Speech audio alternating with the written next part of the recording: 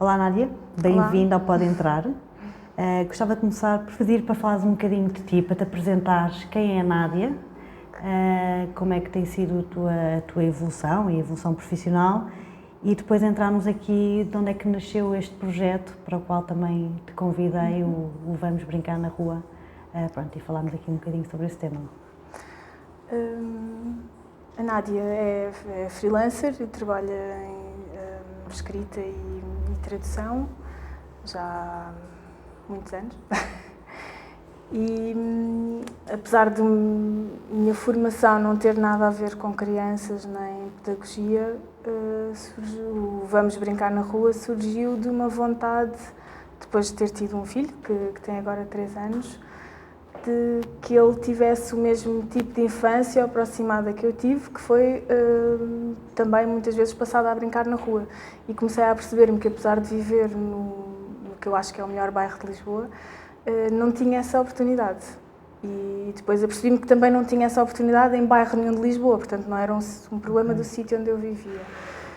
Através de um grupo de Facebook de residentes de Alvalade, conheci mais 2 pessoas que também tinham a mesma percepção e que já tinham investigado mais o que é que se podia fazer e o tipo de benefícios também porque estão ligadas a essa área de brincar na rua, e começámos a pensar que tínhamos que fazer qualquer coisa.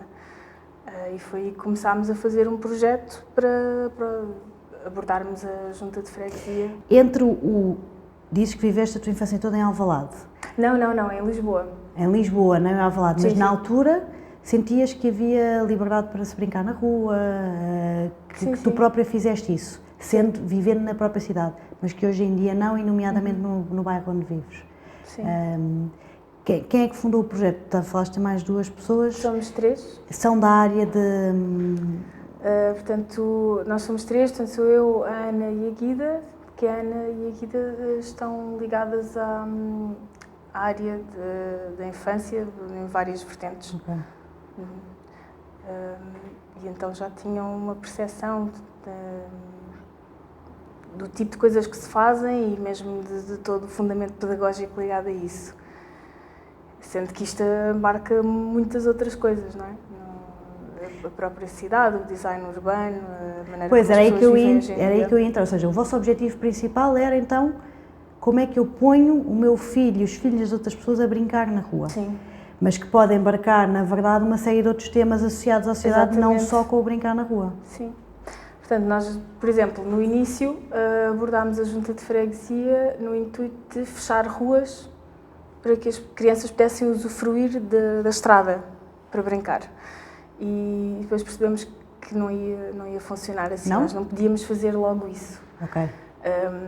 Porque a maneira como as coisas estão, isso já era dar um passo muito maior do que a perna. Tínhamos que começar numa coisa diferente.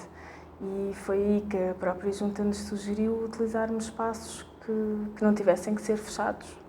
Praças ou jardins, mas que não fossem, o nosso objetivo é que não fossem parques infantis, não é? Porque nós queríamos mesmo tirar as crianças das zonas fechadas para aproveitarem o sítio onde vivem, o bairro onde vivem. Mas um dos nossos objetivos é chegar a isso, de poder fechar a rua. Mas como é que vocês fazem em relação aos eventos? Vocês têm um grupo, Facebook, não é? Em relação ao Vamos Brincar na Rua, como é que se organizam, como é que fazem os eventos, como é que juntam as pessoas e têm tido muitas pessoas nesses eventos ultimamente? Estes encontros, nós preferimos chamar encontros porque um dos nossos objetivos é que isto não seja uma coisa organizada. Por enquanto tem sido, mas o que nós queríamos era que as pessoas conseguissem fazê-lo por si só e dirigirem-se aos sítios que nós identificámos como sendo, ou outros, que as pessoas vejam, como sendo bons para brincar e que se pudessem levar as crianças e tudo mais. Mas por enquanto temos um calendário que nós fizemos com a junta de freguesia, com vários sítios que identificámos, porque eles proporcionam-nos o seguro e tudo. Seguro? Sim. E porque têm que saber que vai acontecer uma coisa naquele dia, naquele espaço, para o caso de haver, como agora, por exemplo, aconteceu, que nós dissemos vamos ter um encontro neste sítio, eles disseram esse sítio e nesse dia vai ter uma intervenção. Portanto, vocês não podem estar aí, vão ter que estar noutro sítio. Esse tipo de coisas. Eles ajudam-nos também imenso com material e a promoção e tudo mais. e depois utilizamos o site, a página do Facebook, o Instagram e o mais poderoso de todos, que é a passa-palavra, porque na verdade as redes sociais funcionam para promoção, mas acaba por ser falar com os amigos que falam com os seus amigos e as pessoas que passam na rua e vão experimentar também. Neste momento vocês têm em cada encontro quantas crianças? No último encontro tivemos mais de 30. Okay. Isso é um número giro. Sim. E este é um movimento que neste momento é Alvalade. Sim. Vocês têm alguma ambição de transformar na cidade ou eventualmente noutras cidades de Lisboa, de Portugal? Sim. Ok. Mas para já começar aqui mais... Sim, ou seja, acabámos por mudar um pouco o que nós pensávamos que ia acontecer. A nossa expectativa era que nós organizássemos estes encontros e que as pessoas pegassem neles e que os fossem replicar noutros sítios. E um dos grandes obstáculos que tivemos foi que toda a gente os viu como eventos e que nos queriam contratar para ir a sítios. Nós tínhamos que explicar, não, isto não funciona assim, isto é uma coisa ligada à comunidade. Portanto, nós queremos fazer na nossa comunidade e que vos damos as ferramentas para fazer em outras comunidades. Mas não somos nós que o vamos fazer. Não é? E agora estamos a perceber-nos que isso vai ser complicado e que temos que analisar como é que nós podemos replicar isto noutros sítios, sem que nós tenhamos que nos deslocar, porque nós não queríamos ter que fazer isso, não é? E do lado das crianças que vão brincar, inclusive dos pais que vão aos vossos encontros, o que é que vocês já aprenderam ou já conheceram alguma experiência diferente que não estavam à espera deste movimento que estão a fazer? O que nós não estávamos à espera é que fosse um processo tão lento e que as pessoas estivessem tão desfasadas desta coisa de brincar na rua. Okay.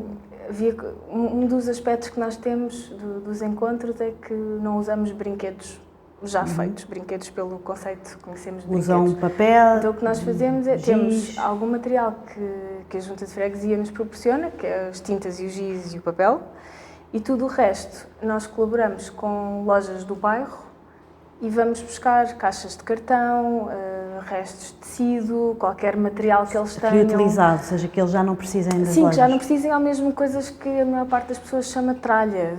Por exemplo, houve em que levámos uma caixa cheia de CDs antigos e foi um sucesso, os miúdos adoraram aquilo, porque eles queriam coisas que nós já não conseguimos prever, não é?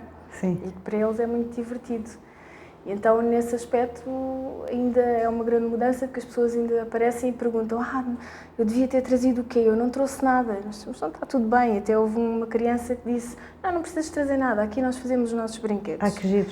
E isso é engraçado. E na verdade, nas nossas casas, por mais brinquedos que nós compremos, eles acabam sempre por querer brincar com os nossos utensílios, não é? Claro, exatamente. E é muito engraçado ver que, pelo menos uma vez por mês, naquelas 3, 4 horas, eles estão todos super divertidos e brincam todos com essas coisas que eles queriam. Vocês não lhes dão direção?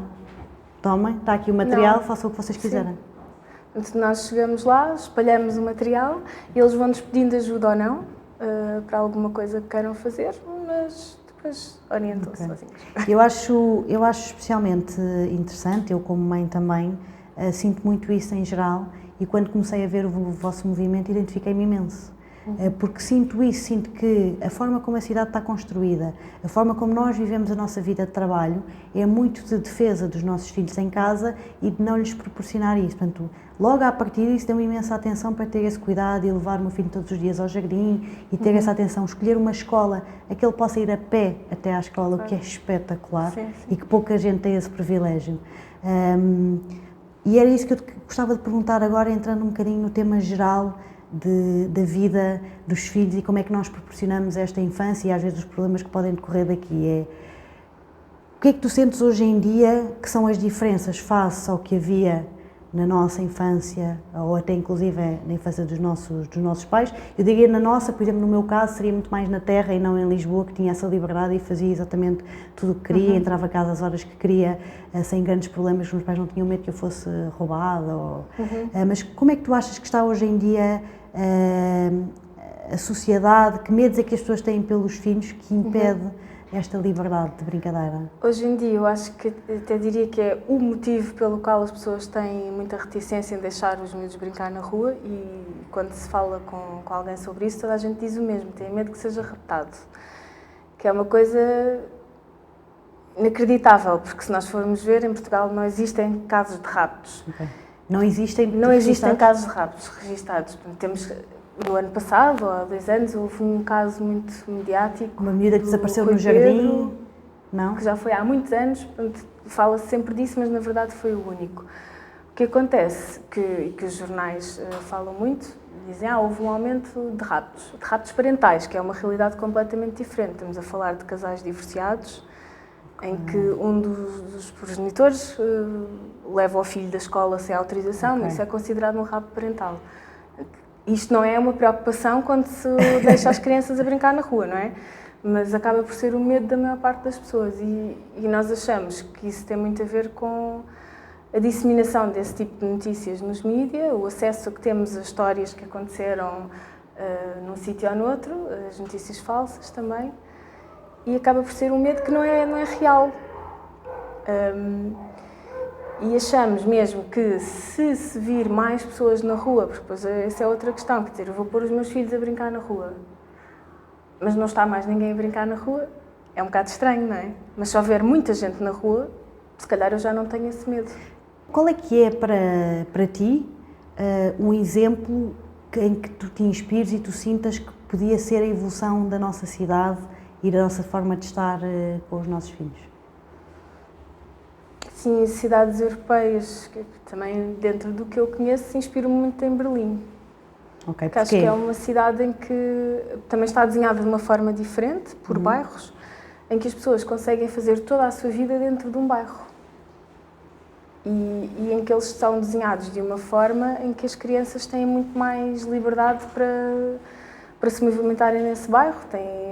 Há várias coisas que eu acho que também se começam a fazer em Lisboa, como a limitação da velocidade dos carros, as zonas que são fechadas à circulação automóvel. Já se nota diferenças nisso na nossa cidade? Não se nota diferença porque ainda não existem bem, mas já há planos para fazer esse tipo de coisas. Em alguns sítios acho que se nota, sim.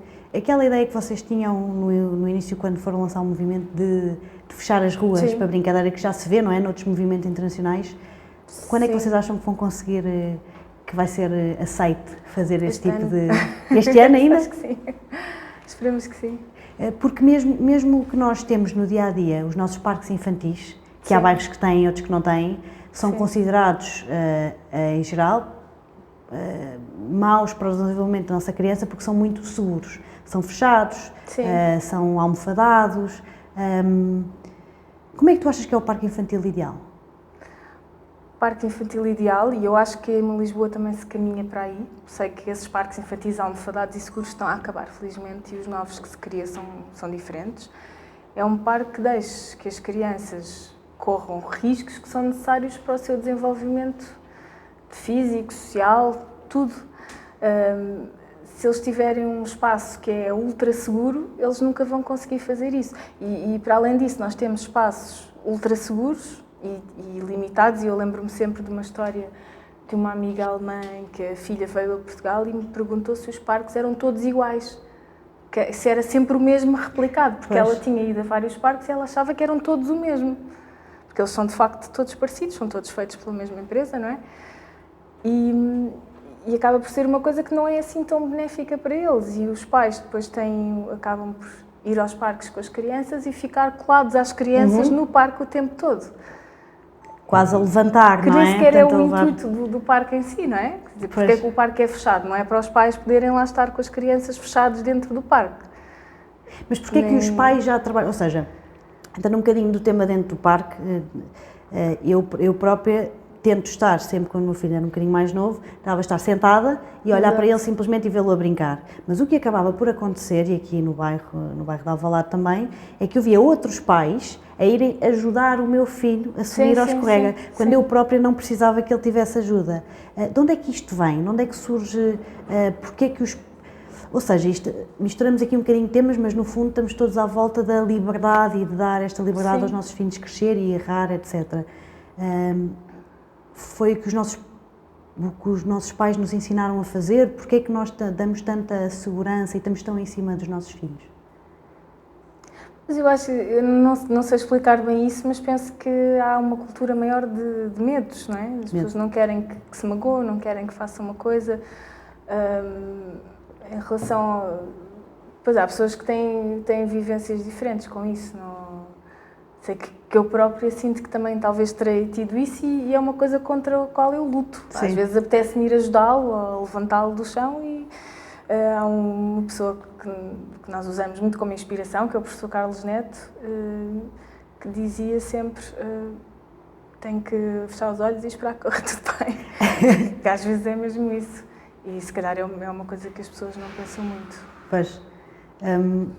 Nos vossos artigos, que partilham bastante na página, falam também um bocadinho sobre os riscos de hoje em dia. Eu queria só pegar neste tema para depois falar um bocadinho das, se calhar, ideias ou sugestões que nós podemos dar, em geral, aos pais, de atitudes que nós podemos tomar no nosso dia-a-dia que ajudem a mudar qualquer coisa. Mas pegando aqui só um bocadinho nos riscos para ter noção, e vocês partilham muito esta informação. Hoje em dia, o que é que acontece face à sedentariedade dos miúdos em casa e não estarem a mexer e que tipo de riscos é que isto tem ou que estão associados ao que já tem sido estudado? Nós costumamos falar no risco em duas vertentes diferentes, que é o risco que as crianças correm, que nós achamos que é importante, porque nos tempos que nós vivemos agora, em que as coisas são completamente diferentes, a realidade profissional e tudo das pessoas é diferente do que era há muitos anos, então achamos que correr esses riscos é essencial para que as crianças possam tornar adultos com muita confiança neles próprios e achamos que isso é mesmo o mais importante que eles podem ter na vida deles. O outro risco, que é o risco do que possa acontecer na situação que nós vemos hoje em dia, é, claro, com o aumento da tecnologia e a falta de tempo dos pais e tudo isso, as pessoas são cada vez mais sedentárias. E isso está estudado, há cada vez mais crianças com obesidade, que era uma coisa que se calhar na minha geração, por exemplo, não só ouvia falar em crianças. Há outros problemas de saúde também aliados a ver muita televisão, estar muito tempo com telemóveis, tablets, tudo mais, mesmo a nível psicológico e social também. Pois. Tanto pelo desenvolvimento que as pessoas têm, a segurança, a autoconfiança, o social, saber lidar com outras pessoas sem estar com elas é difícil, não é? Sim. É uma coisa que acho que também se caminha para aí, começa a haver muitas orientações da Organização Mundial da Saúde, vários artigos e estudos que vão sendo feitos. E eu às vezes, inclusive, questiono-me, há tanto artigo, tanta informação hoje em dia que falar sobre isto e sobre estes riscos, que me faz pensar, efetivamente, isto é uma coisa a séria. Se fala tanto e se pensa tanto sobre este assunto, quer dizer que de facto há muita gente a ter isto. Agora, falando sobre soluções e ideias, e é muito isto também que tu trazes aqui, que queres muito trazer para Lisboa e para o mundo em geral, na verdade, que é que tipo de atitudes é que nós, pais, podemos fazer pequenas mudanças no nosso dia-a-dia, e à parte, que tipo de atitudes é que a Junta, o Governo, algumas instituições também poderiam ajudar para acolher e ter uma cidade que permitisse fazer isto. Eu sei que isto é muita coisa ao mesmo tempo, mas falar aqui nos dois planos. Se calhar começámos no plano dos pais. Que tipo de pequenas atitudes é que no nosso dia-a-dia, se calhar nós começamos a pensar? Isto porque, fazendo aqui uma introdução, nós sabemos que a maioria das pessoas trabalham até largas horas, que é difícil mudar porque o empregador assim o obriga e se calhar são despedidos ou têm medo de ser despedidos se isso acontecer, já estão cansados, já estão frustrados, estão zangados em casa, depois têm muita coisa para fazer também quando chegam a casa e acaba por ser aqui um rebuliço. Mas que tipo de atitudes é que se calhar tendo em conta hoje em dia que nós conseguimos fazer algumas pequenas mudanças? Pois, a nível dos pais, penso que será esse exercício de tentar usufruir mais do espaço onde vivem, não se focarem tanto em criar experiências que sejam longe ou coisas muito específicas, às vezes não é preciso tipo, ser em vez de ir a um festival XPTO, combinar com alguém do bairro? Sim, isto é completamente... Não, mas isso é que é interessante.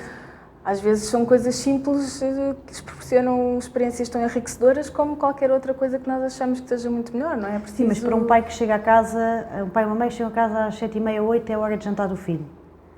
Que tipo de coisas faz sentido fazer mesmo sendo em casa ou ali ao pé?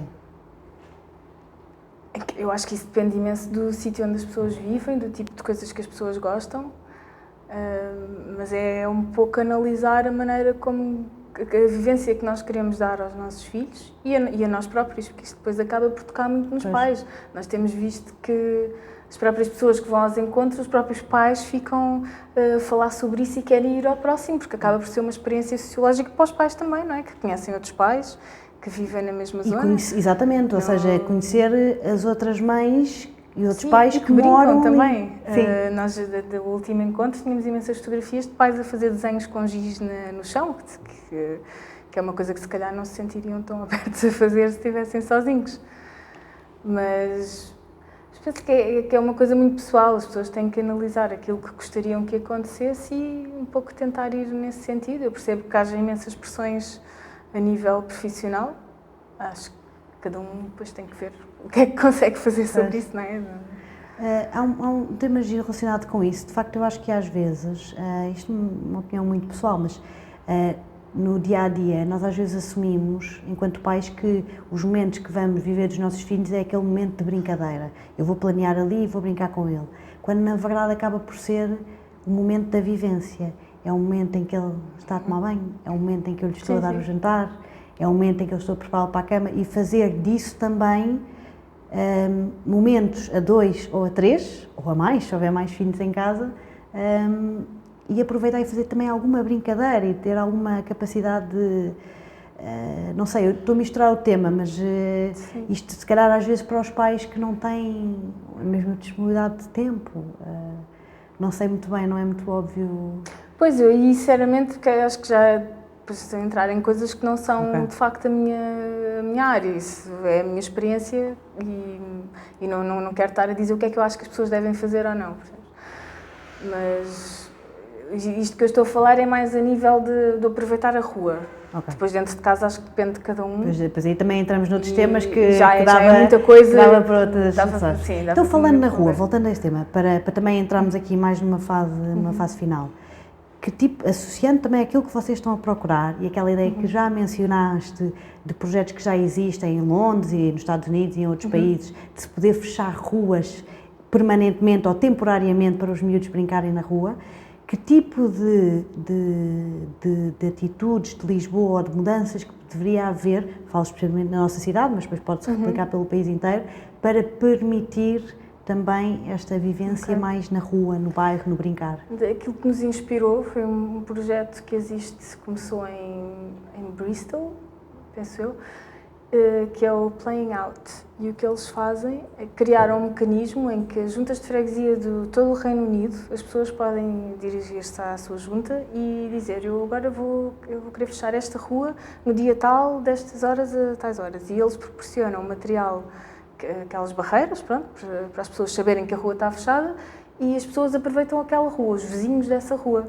Isso era o que nós gostávamos que acontecesse e que achamos que é possível em Lisboa, porque se é possível em Londres, não vejo porque é que, para mais um país com um clima muito pior do que aqui, não é? Que é um dos obstáculos também, está mau tempo, está a chover, está frio. Achamos que isso era possível. Depois também há outras questões, que é o design urbano do espaço. Quando os espaços estão feitos para carros, para lugares de estacionamento, deixam de ser tão amigos das crianças e das pessoas que lá vivem. E aí há várias coisas que se podem fazer, começa-se a fazer algumas em Lisboa, já temos avenidas que mudaram imenso, como a Avenida da República, perto da zona da Gulbenkian, e achamos que esse é o caminho também, criar espaços que sejam para as pessoas viverem, em que os carros sejam acessórios, não descurando a importância que o carro possa ter para cada pessoa. Claro. Ok. Será? E pensando em poder outras pessoas replicar o vosso projeto, que dicas é que vocês dariam a outras pessoas para tentarem fazer um movimento semelhante ao vosso? Por onde começar ou que dicas é que dão para podermos ter mais? Nós temos imenso material e quando as pessoas nos contactam, não sei se chegaram a implementar nenhum, penso que não ainda, mas explicamos tudo o que nós fizemos para que as pessoas o possam fazer da mesma maneira, se assim o quiserem. As cartas que nós enviámos à Câmara, à Junta de Freguesia, neste caso, o material que nós aconselhamos, a forma como nós analisamos o mapa do bairro para escolher os sítios que nós achamos que são mais apropriados, a maneira como criámos o roteiro de brincar ou o calendário, isso tudo nós partilhamos, depois para que possamos ajudar as pessoas a replicar isso noutros sítios. Ok. Vocês hoje em dia, os eventos que fazem, vão surgindo, já não há um mapa planeado como ao início? Sim, há um mapa. Já tem tudo planeado. Vão colocando no Facebook, ou seja, para as pessoas poderem saber onde é que vão ser os próximos eventos, é seguir a vossa página no Facebook? Sim, ou ir ao site que é Vamos Brincar na Rua PT. E também tem lá a informação toda? Sim, temos um cartaz, temos uma página de Instagram também, e tanto no Facebook, como no Instagram, como no site, temos o cartaz do ano inteiro. Depois nós vamos criando os eventos para que as pessoas possam relembrar, mas o cartaz já está feito até ao final do ano. Ok, boa. Em jeito de terminar, antes da última pergunta, gostava de perguntar, tendo em conta o que falámos aqui e o tema em geral, como é que tu vês Lisboa nos próximos anos, nos próximos 10, nos próximos 20 anos, face a este tema? Como é que tu imaginas, onde é que nós conseguimos chegar a nível do desenvolvimento dos bairros e do brincar na rua? Eu tenho uma perspectiva positiva e acho que vai ser possível que os bairros sejam feitos cada vez mais para as pessoas poderem desfrutar deles e que daqui a uns anos nós possamos ver uma realidade diferente, em que as pessoas andam mais na rua, as crianças andam mais na rua, têm mais liberdade e mais autonomia, e em que talvez esses medos tenham desaparecido um pouco. Ok. Boa. Para terminar, eu gostava de fazer aqui uma pergunta que vamos fazer no fundo e explicar também por ser aqui o início do nosso projeto. Nós a todos os convidados que vêm aqui ao Pode Entrar, vamos pedir para nos falarem para nos trazerem um projeto, uma pessoa que seja importante para a cidade de Lisboa ou que tenha tido um impacto ou que venha a ter um impacto grande na nossa cidade. E gostava de perguntar se tens aqui algum projeto para nos trazer hoje. Há um movimento específico que eu gosto muito, que é a Massa Crítica. Massa Crítica? Sim, que é um movimento que apareceu em São Francisco nos anos 90 e foi trazido para Portugal em 2003. Eles organizam todas as sextas-feiras, última sexta-feira do mês, penso que é agora em breve, o que eles chamam uma bicicletada. Portanto, o objetivo é que as pessoas se encontrem todas, neste caso acho que é no Marquês de Pombal, às 6h30, e fazem um passeio de bicicleta de 2 horas, estamos a falar da hora de ponta, não é? No centro de Lisboa, e o objetivo é trazer uma maior normalidade ao andar de bicicleta, consciencializar mais os condutores de automóveis e educá-los um pouco para essa realidade e mostrar-lhes que há muita gente que anda de bicicleta e que é uma coisa que tem que se respeitar e reconhecer. Ok, boa, muito giro. Agora só falta nós conseguirmos que sejam melhorados toda a parte de transportes públicos também para permitir melhor já é outra aos lisboetas a ajudar isso. Boa. Nádia, obrigada por vires aqui. Não. Obrigada por conversar este bocadinho comigo. Obrigada. Pronto, e agora vamos continuar a encontrar-nos nos eventos. Sim. Está bem? Boa, tudo a correr bem.